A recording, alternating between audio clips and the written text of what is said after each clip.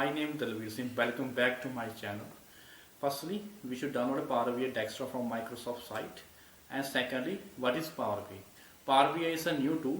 It's designed by Microsoft and mostly it's a business intelligence tool. And you can get a huge amount of data and to make informative data from your company. And secondly, PowerBI desktop. PowerBI desktop is a necessity in the PowerBI because in the PowerBI desktop you can do everything related to raw data, and there are different tools like append queries, merge queries, how to get a data from directly get a data from Excel files, and how to manage rows and columns and many more. And thirdly is Power Query. Power Query is necessary for visualization.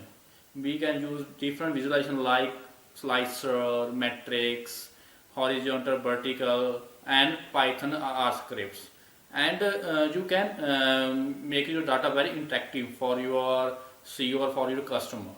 And other type of tools like smart native system and other types of tools like matrix and key influencer for maintaining for making different types of charts. And please subscribe my channel and click on my icon bell. Thank you.